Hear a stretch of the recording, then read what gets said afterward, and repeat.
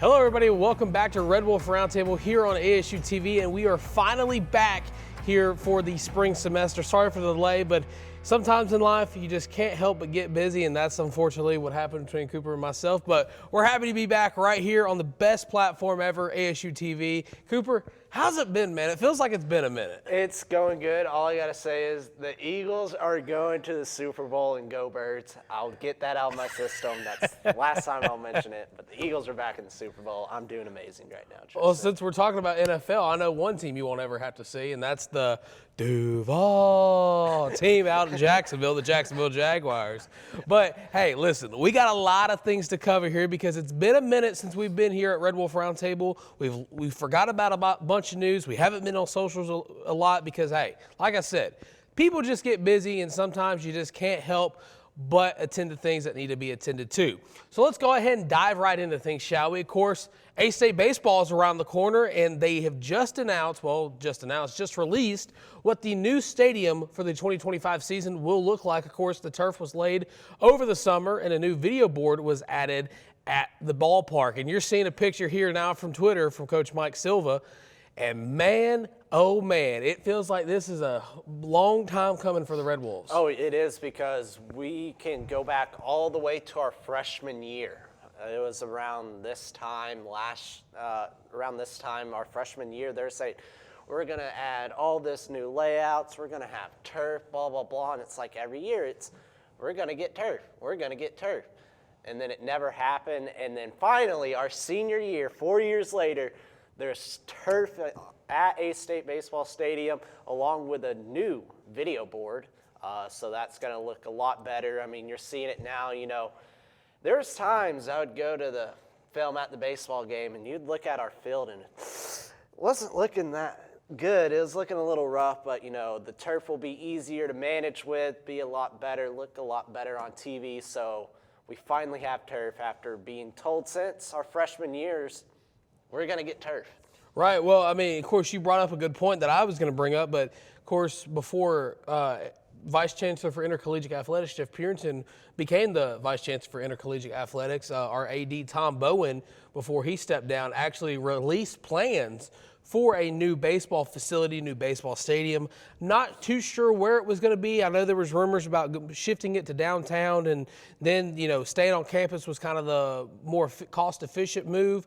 But the plans were there, and then of course the blueprints. We showed it. Yeah, we showed it. We showed it when it was announced. But of course, Tom Bowen did step down due to health issues, and Jeff Purinton became the Vice Chancellor for Intercollegiate Athletics. And from what I understand now, of course, what I understand and what the truth is probably two separate things because everybody has their own interpretation of things. But this is phase one. Yes. Phase one for A-State baseball. They got the turf, they got the video board, and now over the course of the next couple seasons, you're going to see some more renovations to the baseball complex, whether that's better seating, better dugouts, and stuff along those natures. It's much needed. It Right. really is. I mean, we're talking about it on the show, I'm sure, multiple times, but we're talking about our baseball facility and everything like that, just how there's high schools out there with better equipment, better field, but now, there we go. We finally got it. I'm not gonna lie, that actually kind of scared me for a second because I didn't know what that was at first. But yeah, so Cooper, that brings me to the question of the day: is what if you had the resources and if you were in charge of renovating A-State baseball's complex, what would your vision look like? Okay, so I can do whatever I want. Whatever you want. Money's not an issue here. What would you do? I would renovate our baseball facility. I mean, I've been in there before. It's not pretty, to say the least. It's kind of low end. I would first go with the baseball facility, everything like that. I would update the seating a little bit more, maybe try to make it a bigger stadium, not like seat-wise because we don't have too many people going to baseball games. So until we start having more people, I would do that. But I would get better seating for what we have and then make it bigger so we could have more concession stand area, things we can do, vendor out that way. Better press box. Oh yeah, 100%. 100%, a better press box. Let's see, renovate the dugouts, get both bullpens in the outfield, like behind the fence instead of having one on the side of the field and one behind the fence and right field. I would get them both back there. And then if I have all the money in the world, I know we just got a brand new video board. Why not just make it bigger? Hey, there you go. I mean, yeah, those are some very good points. Of course, you know, if it was up to me and I had the facilities and the say to really do things, I would definitely make sure the press box was bigger. I mean, I've been in there calling games before, and you know it's not pretty. You got to get real comfortable with one another because it's like you're at a family reunion or you're stuck on an elevator. I mean, you're shoulder to shoulder pretty much when there's a lot of people there. But regardless of that, you know, one thing I kind of was flirting with the idea with is maybe putting the dugouts actually in the ground, like maybe moving them, digging a hole, and putting them in like a real dugout. Yeah, put it like a real dugout so they could come up onto the field, kind of like you see at a lot of minor league parks and MLB parks. Yeah. But, you know, regardless of that, with baseball season around the corner, I've got to ask, and, you know, I'm sure we're going to revisit this maybe next week or maybe even sometime after that when the season's right around the corner. But with Coach Silva's first year here at Arkansas State, as Coach Jones at the football facilities likes to say, his year zero, what are your expectations for A-State baseball? Just quick right off the bat, I would like to see us make the Sun Belt tournament. I feel like if he can do that, I mean, expectations are low. For me at least, because ever since I've been at Arkansas State and for a while, A-State baseball, I mean, I'm not going to sugarcoat it, they've been terrible. I mean, finishing in the bottom 4, bottom 2 for the past couple years. So anything above that, I am fine with making the Sun Belt Conference tournament, maybe making it a couple rounds into it. You know, I will feel like is a successful year one for what he's already done. He brought in a bunch of transfers. He pretty much got the turf down for us, a video board. So, I mean, everything else is a little cherry on the top at this point. Right. Well, moving away from baseball for just a brief second, of course, this Saturday, February 1st in Indianapolis, Indiana, is the Royal Rumble. Okay. Now, I don't know if you remember, but about 2 to 3 years ago, myself and our good friend Louis Walker from over the river was here on the show talking about the Royal Rumble that I actually got to go to in St. Louis. So I want to kind of revisit a segment kind of similar to that, but this kind of Rumble this year is more important than the last ones, at least for me, and I know for you, as you've slowly become a wrestling fan, that I'm so glad I got him into wrestling, by the way. It's absolutely phenomenal.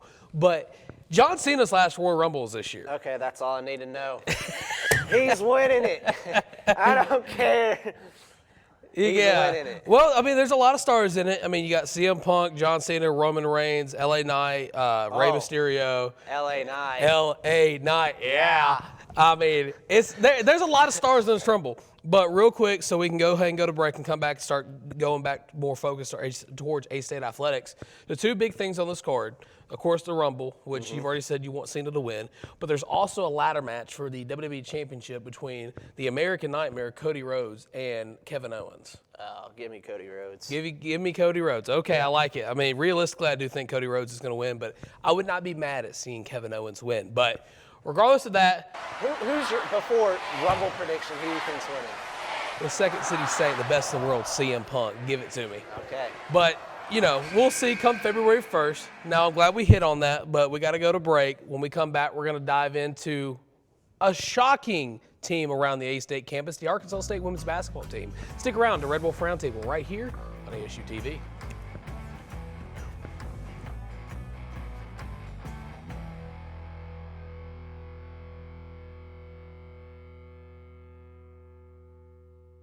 Students should watch ASU-TV just to see the creativity that a college student can get.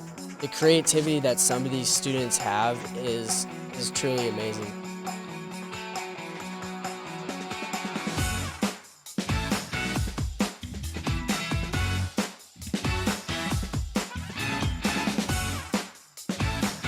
Getting that experience can really just take you further, and I feel like our program does that for a lot of students.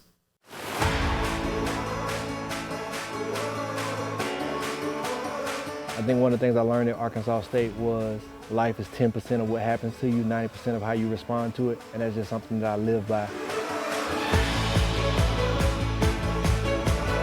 A-State is home, and they're going to treat you like you're a part of the family.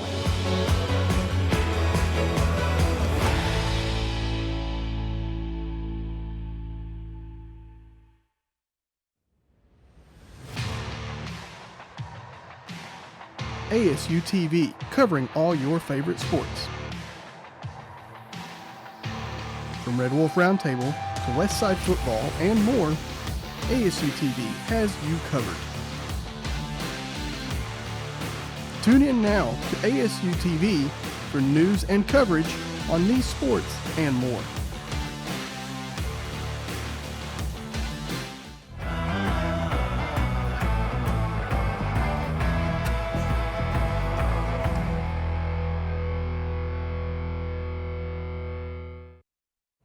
Welcome back to Red Wolf Roundtable here on ASU TV. Now it's time to dive into the women's basketball team. And man, oh man, Cooper, it's almost like Coach Rogers was on this show a while back, not a while back, but a good amount of time ago, before the season started.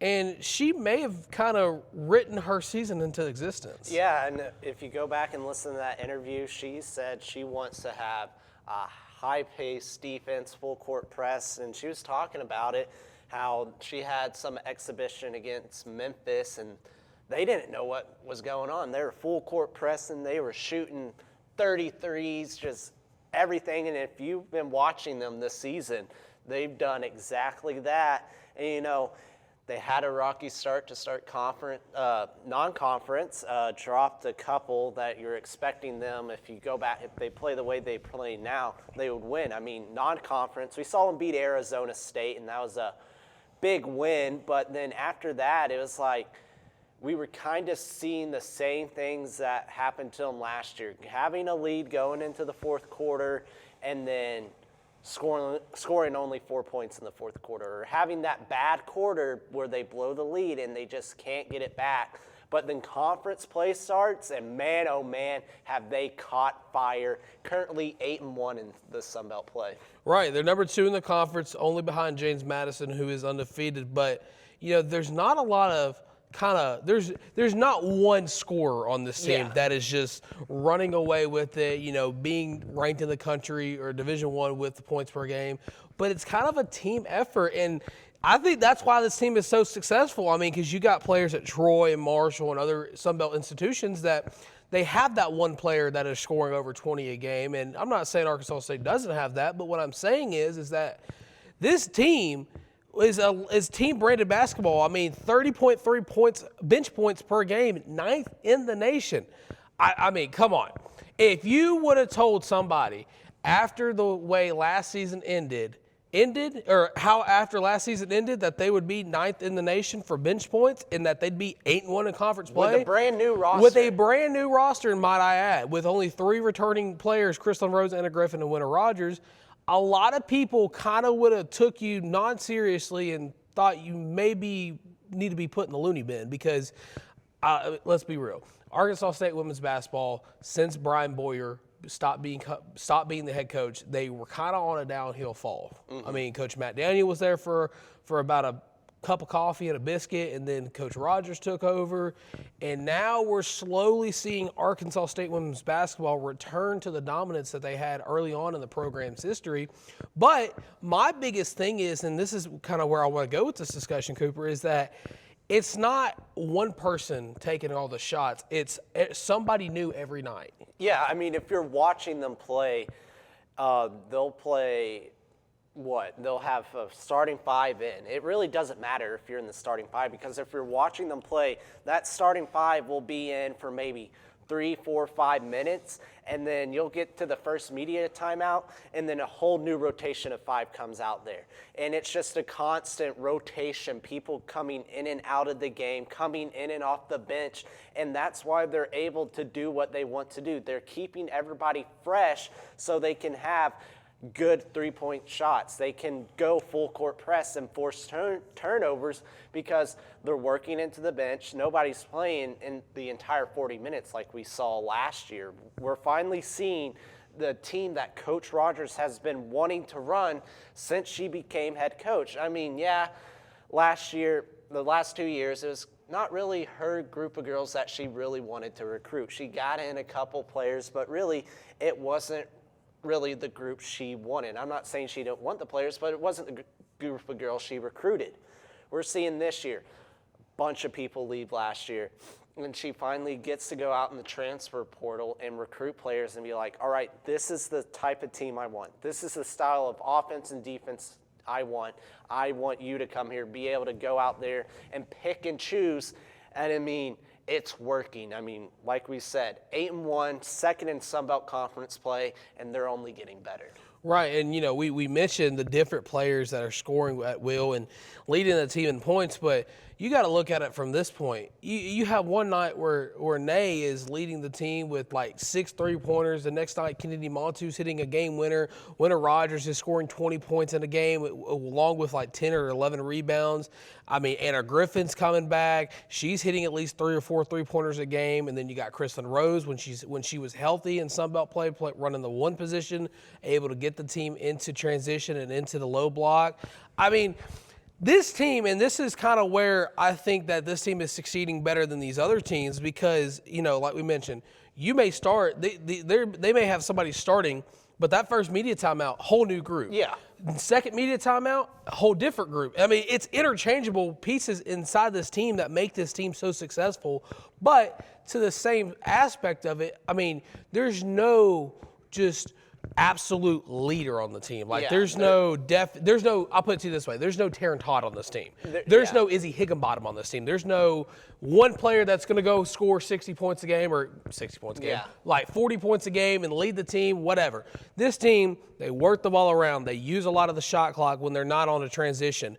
But when they are, they're shooting 3-pointers, they're hitting their 3-pointers, they're grabbing offensive rebounds. They're really setting up the second chance points to where these teams, they're getting tired. I mean, that was one of the biggest things that we brought up. I think it was Coach Rogers' first appearance in the Sun Belt Conference Tournament when they played Coastal Carolina, is that they looked tired. Yeah. Last season when they played ULM and lost, I believe it was ULM, they looked tired. I mean, the team has always looked tired at the end of the season, and now we're, a month away from the Sun Belt Conference Tournament almost, and this team is looking like they have fresh legs and they're just coming off summer workouts. Yeah, and the way I really described it, I mean, they play South Alabama this Saturday in South Alabama. Man, looking like us last year. 0-8 in conference play, only averaging 61 points a game, giving up about 74, and we're averaging about 70, only allowing 64, shooting 38 from the field, 33 from three-point percentage, and what really separates us there is that three-point percentage. South Alabama, 26.6%. And the way I describe the women's basketball team is they play like a team. Back in AAU basketball, you would go and you wouldn't want to play them at 8 in the morning for your first game. You get there barely awake, and then you play a team. They're full court pressing, they're trapping, they're giving you problems, making you turn the ball over, knocking down 3 after 3. That's the exact description of the A-State women's team. But, they got a game this Thursday against... Mom, I just went blank. I want to say Southern Miss, but I don't know. Yes, it is. It's Southern Miss because I was just looking at game notes. Nope. It's Southern Miss, and then of course they're on the road. They're here at home, and then they play this weekend. But Cooper, enough talk about the women's basketball team. I mean, I'm sure we're going to talk about them a lot more. Also, real quick before we go to break, students, get in the stands for this team. I mean, you come for the men's game, come for the women's game. But we're going to take another break. When we come back, we're going to talk about some men's basketball right here on Red Wolf Roundtable, only on ASU-TV. Duval.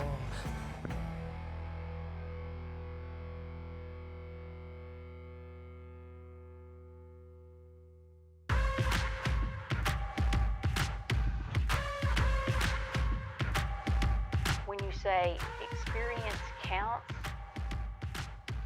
it's experience that counts for a lifetime. Boxes, I cannot fit in the boxes. Stop it. Quitting was never an option. Exhausted. This passion is never exhausted. And you cannot stop it. Nah, you cannot stop it.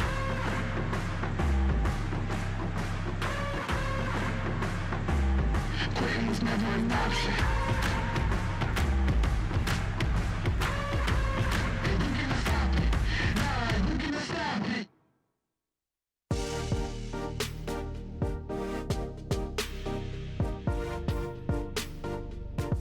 ASU-TV, shows like Red Wolf Roundtable, ASU-TV News, Westside Football, and more.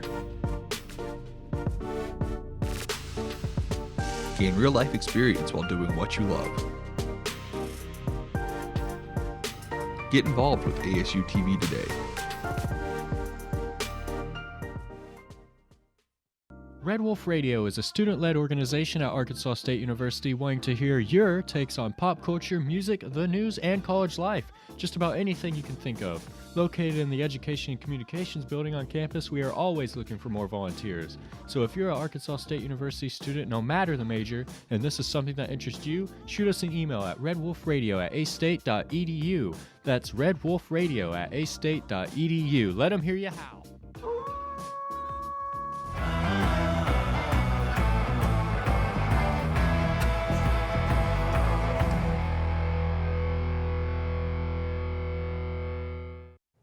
Welcome back to Red Wolf Roundtable here on ASU TV. Now it's time to shift focus to the men's basketball team here at Arkansas State University. And I mean, there's only one word to describe this team: dogs. Dogs. They're first in the Sun Belt, and since we had our last episode, they had a big matchup at home against App State on ESPN2, the Dose, and we tried the stripe out, went successful, had over 6,000 people in the stands. I think that's most in a while. Believe so. Yeah, most in a while. And then we had a big game at Texas State at home against Texas State at home.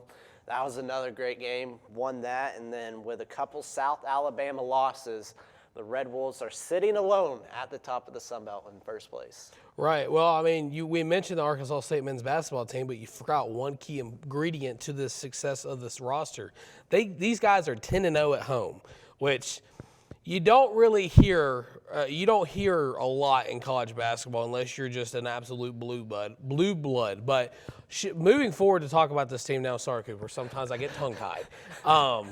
But looking at this team from a grand scheme of things, and, you know, we talked last segment about how there's no just one leader on the team for the women's basketball team, and it's not quite the same for the men's team. I mean, Taryn Todd is kind of the leader when it comes to scoring. I mean, he's always going to be efficient from the field and from behind the arc, but this team really is what makes them so great is how well they mesh. Yeah. I mean, you know, we talked previously about, this team's going to have to find who's not going to be the star player, who's not going to get as many minutes because they're not continuously switching a rotation like Coach Rogers and the rest of the women's basketball squad is. They got a set piece, and they bring in like 2 to 3 guys every rotation every once in a while. But the guy that we talked about that was probably going to take the cut minutes was DeAndre Dominguez, and that's ended up what happened. But who would have seen the rise of Joseph Pinion? I mean, people talk about how when he was up north, he didn't really fit well with a certain coach's system, and then he came down here and he's thriving. But, I mean, hey, one man's trash is another man's treasure because Joseph Pinion, I mean, he's a dog. He is a dog. There we go. I mean, he shoots lights out from the three-point land. If you watch their last 2 games, App State and Texas State, he is pulling up from the logo. I mean, he's just shooting it from deep, and it looks clean. And the thing that it's funny about him is he's a really good three-point shooter, don't get me wrong. But when he misses, it's like he misses bad. He's way off. It's air ball, but when he makes it, it's touching nothing but the net. I mean, it looks pretty. And, you know, something that helped them win last Saturday's game is, if you've been watching this team, a face that you saw last year really has been quiet, and that's De'Aaron Ford. And, you know, last game he had 19 points, leading scorer, coming off the bench and really provided that spark that was missing from the three-point land.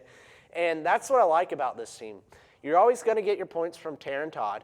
Kobe Julian's always going to get his points. And then everything else, it's just a toss-up of who's going to have their game. Is it going to be Joseph Pinion? Is it going to be De'Aaron Ford? Is it going to be T-Baby? Is it going to be, let's say, DeAndre Dominguez? Is it going to be Isaiah Nelson? You have your 2 scorers that you can count on, and then that third spot, it's a toss-up of whoever has the hot hand that game. Right. Well, I mean, I think it's very important to note the guard from up north, Taron Todd, number 6, who's got about 15.9 points a game, and he's shooting just about 34% from three-point land and 39% from the field. I mean, here's the thing about Taron Todd. He is a silent assassin, okay? Because you're never going to see him making a lot of media appearances, on ESPN Plus when they're doing Player of the Game. You're not going to see him really doing the interviews as much unless, he just gets begged to. You're not going to see him just running around making social media videos like an Isaiah Nelson or DeAndre Dominguez. But when it comes to game time, oh, brother, it's like he locks in. I mean, I'm not trying to, make fun or anything when I use this reference, but it's almost like Festus from WWE back in the early 2010s. When the bell rings, absolute maniac. But when it's not a match or it's not time to go, calm, collected, he's going with the flow, whatever. But I mean, everybody knows how good he is, and that opens up the second and third option, as you mentioned. But I really got to ask Cooper, is it too early to have an overreaction about possibly seeing the Arkansas State men's basketball team in a certain March tournament? That may be full of madness. I'm not going to say it's going to be too early because you're seeing it now. Where are we? We're playing Texas A&M. Which one was this? I think this was CBS. They had us as a 13 seed against Texas A&M. I could be wrong. Can't remember which one, but we're the 13 seed. And that's CBS. I know that font. We're playing. They have us as a 12 seed, third row, against 5 seed Ole Miss. I would like to be UC Irvine and play Memphis again and whoop on that. But if we have to go play Ole Miss as a 12 seed, and then you're seeing we're ranked as a 13 seed, and this is what I don't want to happen. Is having to play 4-seeded Kentucky. There was another one we didn't make a graphic for. Arkansas State, it was Fox. They had Arkansas State as a 12 seed playing a 5-seed Illinois team. So, I mean, you're seeing 13-seed Arkansas State and Kentucky. But it's not too early. I like it. Everyone talks about, Coach Hodson, he's going to say, we're not looking at that. We're focusing on the season, blah, blah, blah. They're looking at it. Don't let them fool you. Everybody's looking at it right now at Arkansas State. Everybody's tracking the net rankings of Arkansas State. Everybody's saying, look, we got moved to a 12th seed instead of a 13th seed. Everybody's looking at it. And, I mean, this team is special, and they've been proving it. And, we were talking about how they played App State at home on ESPN2. Don't say. Now they're heading to the U on ESPNU, playing at Marshall February 5th on a Wednesday at 8 p.m. Check your Red Wolves back under the primetime lights. Man, oh man, we're undefeated on live TV. I was getting ready to bring that up. In the Coach Hodson era. Well, I guess not. We lost to JMU. Was that on? Well, yeah, but we're saying regular season. Okay, we'll go regular season. We're 2-0, baby. Well, and here's the thing, and look, there's a conference tournament between now and March that's really gonna be the proving point if they make the tournament. Because if they don't win the Sun Belt Conference tournament, they're not gonna make the tournament. And the thing is, if we can just get a top 2 seed, I would like the 1 seed, but a top 2 seed, we get to have a long week. And whatever team we play, they're going to be tired. And we're going to be able to take advantage of that. Well, if you remember the new Sun Belt Conference tournament bracket, that's horrible. Wish we would have had something for that, but I mean, it would take up the entire screen. Yeah, I mean, because it's like here and it just slants down. It's like stocks. Right here, it looks like a plane wing. That's basically how it goes. It's like a plane wing.